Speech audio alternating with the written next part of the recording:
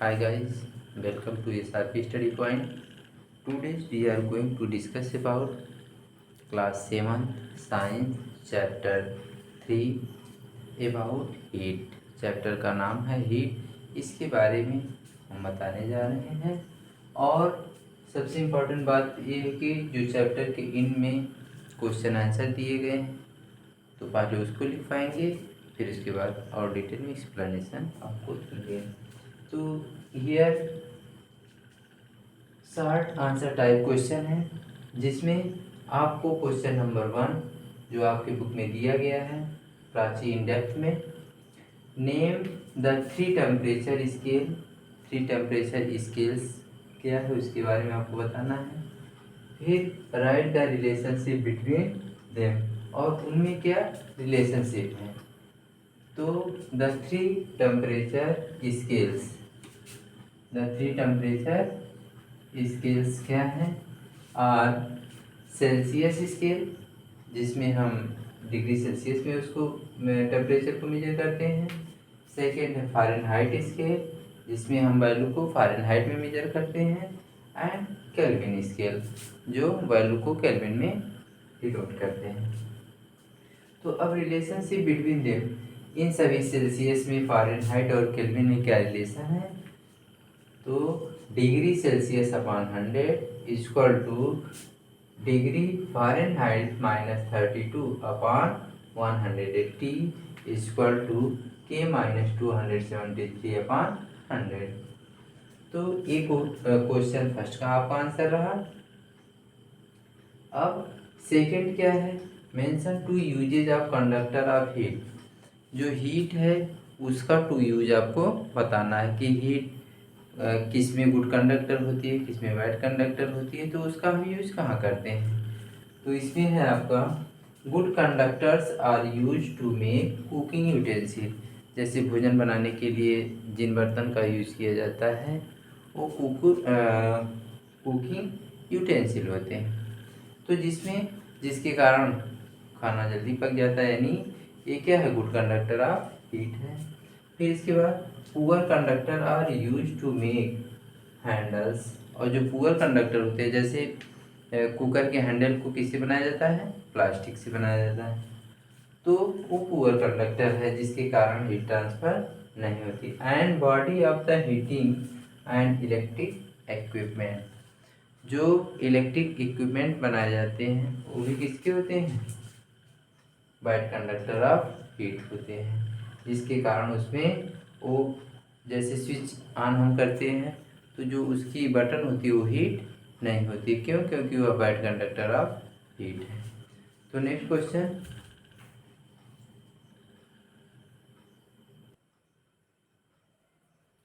Question, a campsite there are 2 similar type of tent placed, small one made with black cloth and the other with white cloth.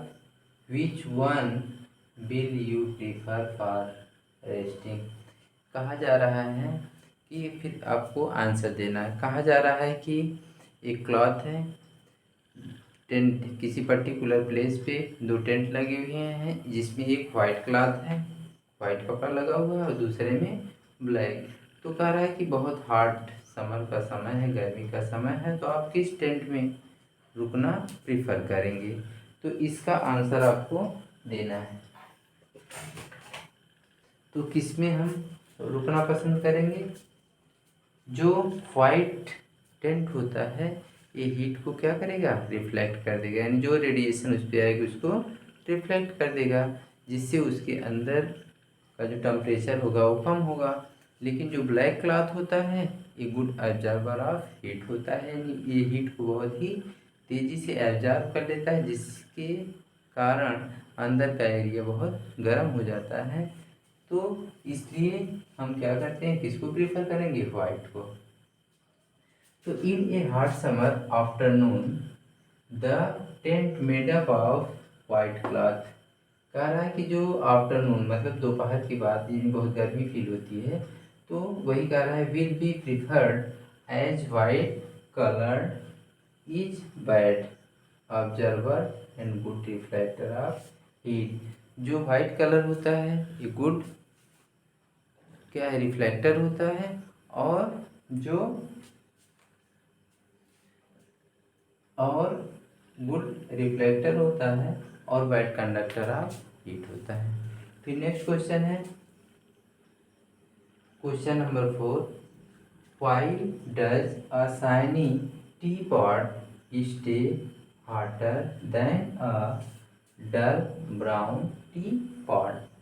तो इसमें आपको बताना है कि a shiny teapot stay hotter than a dull brown teapot because the shiny surface does not radiate heat from it। जैसे इसका मतलब क्या है, जैसे मान लीजिए आपने किसी केतली में चाय रखा है, ठीक, तो फिर उसमें क्या होता है कि जो जिसका शाइनी सरफेस होता है वह हीट को एब्जॉर्ब करके उसको रेडिएट बाहर की तरफ ट्रांसफर नहीं करता है, और वह हीट उसी में क्या होती है, रिफ्लेक्ट होती है, जिसके कारण वह हीट बना रहता है। तो नेक्स्ट क्वेश्चन अब इसके बाद है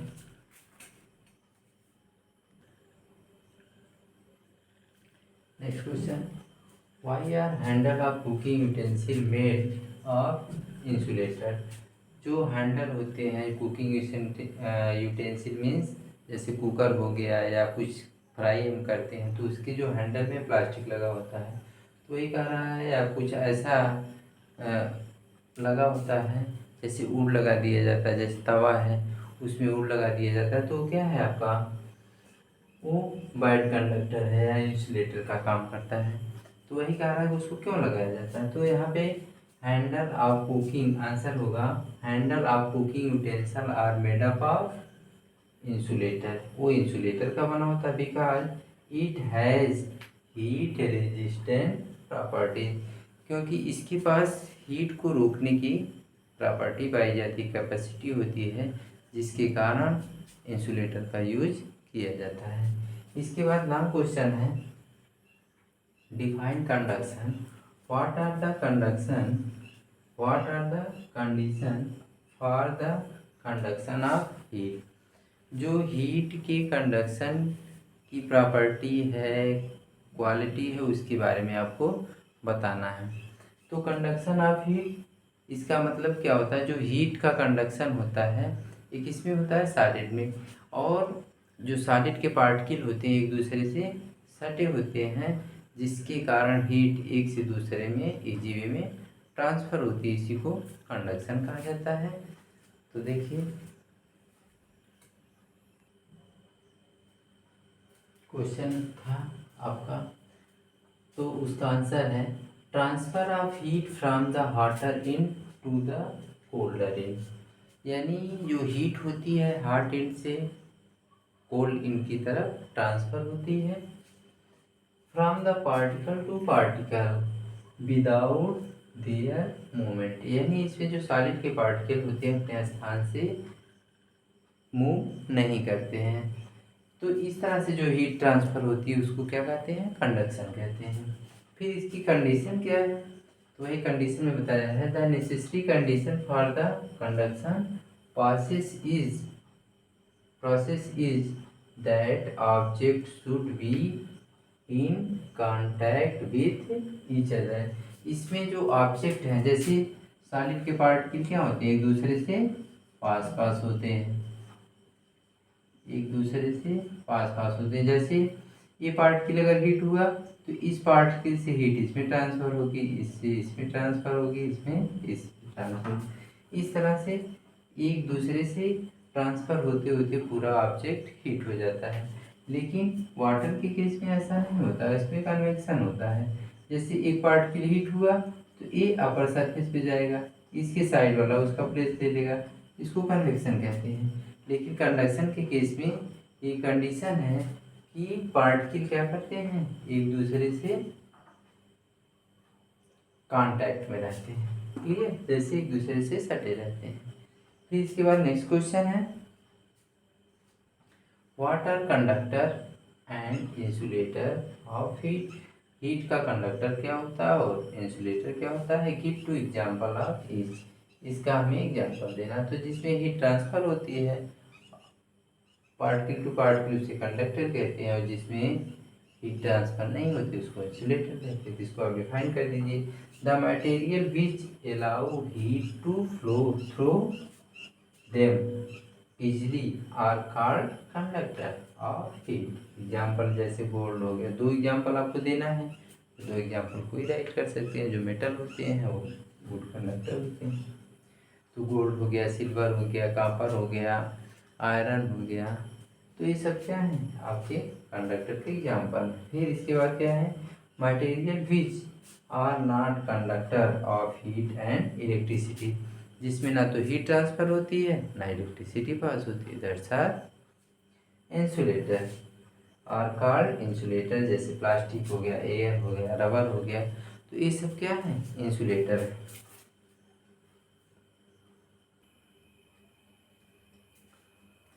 Why is heat transfer by convection possible only liquid and gases? How are land bridge and sea bridge caused?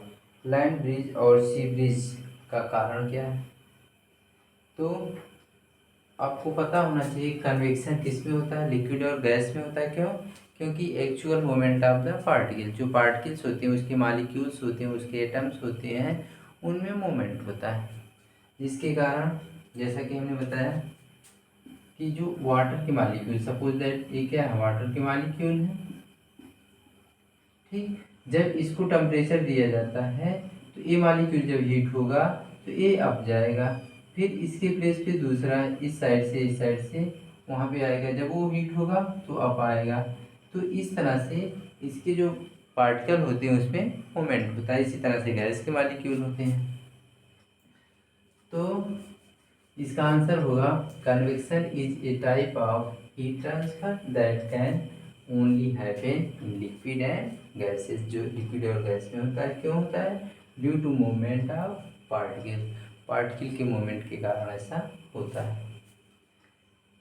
फिर इसके बाद land breeze and sea breeze कह रहा है कि how are land breeze and sea breeze caused. Land breeze और sea bridge का कारण क्या है? तो टेम्परेचर का बढ़ना और घटना। जब टेम्परेचर बढ़ता है, जैसे पहले आंसर देख लीजिए, land breeze and sea breeze caused by temperature and pressure, यानी इसका कारण क्या है? Temperature and pressure gradient of air. Air का टेम्परेचर बढ़ रहा है या घट रहा है तो उसके कारण क्या होता है? प्रेशर ग्रेडियंट होता है, ये भी बढ़ता घटता रहता है। यानी ग्रेडियंट मीन्स क्या होता है? अप एंड डाउन होना, चढ़ाव उतार होता है। तो टेम्परेचर एंड प्रेशर ग्रेडियंट, तो टेम्परेचर और प्रेशर के बढ़ने और घटने के कारण ये breeze, land breeze and sea breeze होता है। कैसे होता है जरा इसको समझिए। जैसे सपोज दैट यहाँ क्या है? सी है और यहाँ क्या है? लैंड। तो ड्यूरिंग डे टाइम यहाँ की जो एयर होती है वो सडनली हीट हो जाती है। जब एयर हीट होगी तो वो अप जाएगी, जब एयर हीट होगी तो कहाँ जाएगी? अप जाएगी। और यहाँ की जो सी की एयर है ये अभी कोल्ड है। क्यों? क्योंकि इसमें वाटर मॉलिक्यूल होते हैं, जिसके कारण वो सडनली हीट नहीं होती है। तो अब हमें पता है कि जब एयर ठंडी होती है तो भारी होती है, हैवी होती है, और जब एयर हॉट होती है तो हल्की होती है। तो हॉट एयर क्या कर रही है? अप हो रही है। तो यहाँ पे जो स्पेस हो रहा है, इसके स्पेस को कौन ले रही है? एसी एयर ले रही है। तो इसे क्या कहेंगे? सी ब्रिज कहेंगे। ब्रिज मीन्स जो एयर बहुत स्लो चलती है, मंद मंद चलती है, उसी को ब्रिज कहा जाता है। मधुर जो एयर होती है या धीरे धीरे चले, slowly movement of air, that's are known as breeze. तो यही एयर सी से लैंड की तरफ आती है तो इसे सी ब्रिज कहते हैं, और ये कब होता है? During day time.